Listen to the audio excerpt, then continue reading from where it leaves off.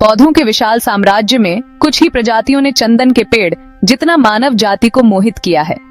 इसका रहस्य इसकी पत्तियों या फूलों में नहीं, बल्कि इसकी सुनहरी लकड़ी के अंदर छिपा है। ये घनी लकड़ी प्रकृति की सबसे मनमोहक सुगंधों में से एक है। गर्म, मलाईदार और लकड़ी जैसी। हजारों सालों से इसकी खुशबू को बेशकीमती माना गया है। एक प्राकृतिक इत्र जो हमें प्राचीन दुनिया से जोड़ता है। जादू इसके कीमती तेल में है, जो लकड़ी के अंदर बंद है और सावधानी पूर्वक आसवन डिस्टिलेशन के माध्यम से निकलता है। खुशबू केवल उम्र के साथ विकसित होती है। लकड़ी बनने से पहले दशकों की धीमी वृद्धि। क्षणभंगुर फूलों की सुगंधों के विपरीत चंदन का उपहार समय के साथ गहरा होता जाता है। एक जीवित विरासत जो इसके तने के अंदर जमा होती है। चंदन की कहानी धैर्य, प्रकृति की कलात्मकता और इसकी दुर्लभ सुंदरता के प्रति हमारे स्थायी आकर्षण की है। चंदन के पेड़ हर जगह नहीं मिलते। वे अपनी पसंद की जगह पर उगने के लिए काफी खास होते हैं, जैसे भारत, इंडोनेशिया और ऑस्ट्रेलिया जैसे देशों की गर्म, शुष्क जलवायु पसंद करते हैं। सबसे प्रसिद्ध और ऐतिहासिक रूप से महत्वपूर्ण प्रजाति सैंटालम एल्बम दक्षिणी भारत की मूल निवासी है, जहां इसे सदियों से पूजा जाता रहा है। ये पेड़ जंगल के विशालकाय नहीं होते। वे अपेक्षाकृत छोटे, सदाबहार पेड़ होते हैं जो अक्सर दूसरों के साथ उगते हैं। उनकी एक अनोखी जीवन शैली है। वे अर्ध परजीवी सेमी पैरासिटिक होते हैं। इसका मतलब है कि उनकी जड़ें चालाकी से पड़ोसी पौधों की जड़ों से जुड़ जाती हैं और उनसे कुछ आवश्यक पोषक तत्व लेती हैं। यह परजीवी प्रकृति चंदन की कहानी का एक दिलचस्प हिस्सा है। यह अपने मेजबान पौधों को नहीं मारता, बल्कि एक जटिल भूमिगत नेटवर्क बनाता है। संसाधनों को इस तरह साझा करता है जिसे हम अभी भी समझने की कोशिश कर रहे हैं। यह चंदन की खेती को एक बड़ी चुनौती बनाता है। एक स्वस्थ पेड़ उगाने के लिए उसके पनपने के लिए सही सहचारी पौधे भी उगाने पड़ते हैं। यह निर्भरता का एक नाजुक नृत्य है, एक अनुस्मारक है कि प्रकृति में कोई भी जीवित चीज वास्तव में अकेले मौजूद नहीं है। चंदन के पेड़ का स्वास्थ्य उसके आसपास के पूरे पारिस्थितिकी तंत्र के स्वास्थ्य से आंतरिक रूप से जुड़ा हुआ है, मिट्टी से लेकर आसपास के वनस्पतियों तक। चंदन के पेड़ का जीवन चक्र प्रकृति की शांत गति का एक प्रमाण है। एक छोटे से बीज से यह धीरे धीरे ऊपर की ओर बढ़ता है। इसका पतला तना इसके भीतर विकसित हो रहे कीमती संसाधन को छिपाता है। बरसों तक यह जंगल में एक और छोटा पेड़ जैसा दिखता है, लेकिन अंदर गहराई में बाहरी सैपवुड से ढकी हुई लकड़ी धीरे धीरे उन कीमती सुगंधित तेलों को जमा कर रही है। यह एक ऐसी प्रक्रिया है जिसे जल्दबाजी में नहीं किया जा सकता। यह धीमी वृद्धि ही है जो लकड़ी को इतना सघन, बारीक, दानेदार और अविश्वसनीय रूप से सुगंधित बनाती है। एक ऐसा गुण जिसे मानव सरलता कभी कृत्रिम रूप से दोहरा नहीं पाई है।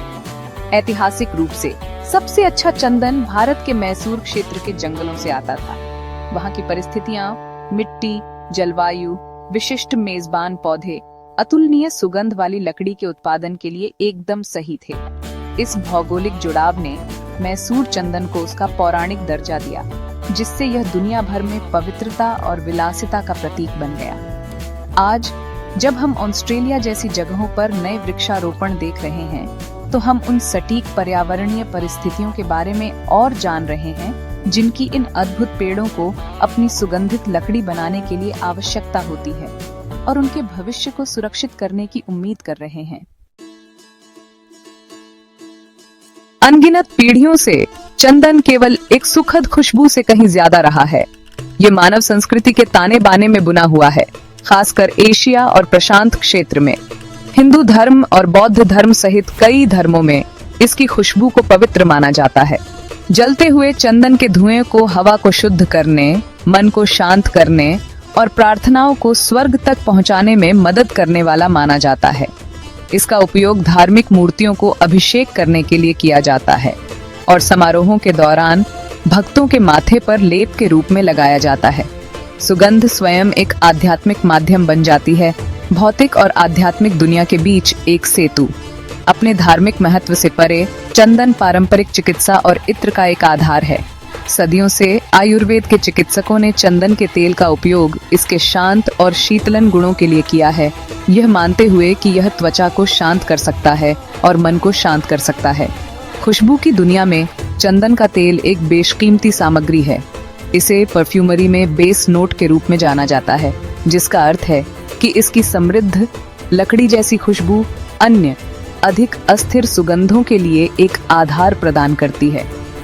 यह इत्र को त्वचा पर अधिक समय तक टिके रहने में मदद करता है। इसकी अपनी सुंदर खुशबू धीरे धीरे उभरती है जैसे ही हल्के टॉप नोट्स फीके पड़ जाते हैं। लकड़ी उतनी ही मूल्यवान है जितना उसमें मौजूद तेल, क्योंकि चंदन इतना बारीक और घना होता है। ये जटिल नक्काशी के लिए एक आदर्श माध्यम है। कुशल कारीगरों ने लंबे समय से इस कीमती लकड़ी के टुकड़ों को लुभावनी विस्तृत मूर्तियों, औपचारिक वस्तुओं और पंखों और आभूषण बक्सों जैसी सजावटी वस्तुओं में बदल दिया है। इन वस्तुओं की सुंदरता दोगुनी है। वे दिखने में शानदार हैं, फिर भी उनमें लकड़ी की स्थायी खुशबू भी है। चंदन की नक्काशी को हाथ में लेना कई इंद्रियों को शामिल करना है, कलाकार के कौशल की सराहना करना है, जबकि एक ऐसी खुशबू को सांस लेना है जिसे युगों से संजोया गया है। ये गहरा सांस्कृतिक और ऐतिहासिक महत्व ही है जो चंदन को एक साधारण वस्तु से ऊपर उठाता है। यह विरासत का एक तत्व है, एक ऐसी खुशबू जो प्राचीन मंदिरों, शाही दरबारों और पवित्र अनुष्ठानों की यादें ताज़ा करती है। एक शांत जापानी मठ में जलने वाली अगरबत्ती से लेकर एक जीवंत भारतीय शादी में इस्तेमाल होने वाले सुगंधित लेप तक, चंदन वर्तमान को एक लंबे और गौरवपूर्ण अतीत से जोड़ता है। इन परंपराओं में इसकी उपस्थिति प्रकृति में सुंदरता, अर्थ और शांति की भावना खोजने की हमारी स्थायी मानवीय आवश्यकता की एक शक्तिशाली याद दिलाती है। चंदन का अत्यधिक मूल्य ही इसका सबसे बड़ा खतरा बन गया है। सदियों से लगातार बढ़ती मांग के कारण अत्यधिक कटाई हुई है, खासकर भारत में जंगली सैंटालम एल्बम की। सैकड़ों साल पुराने प्राचीन पेड़ों को काटा गया है, जिससे प्रजातियां विलुप्त होने के कगार पर पहुंच गई हैं और असली चंदन अविश्वसनीय रूप से महंगा हो गया है। चंदन के नुकसान से पूरे पारिस्थितिकी तंत्र और उन पर निर्भर समुदाय बाधित होते हैं। लेकिन उम्मीद है, संरक्षण के प्रयास और टिकाऊ वृक्षारोपण, खासकर ऑस्ट्रेलिया में, चंदन के भविष्य को सुरक्षित कर रहे हैं। टिकाऊ चंदन का समर्थन प्राचीन वनों की रक्षा करता है और यह सुनिश्चित करता है कि यह कीमती उपहार आने वाली पीढ़ियों तक बना रहे।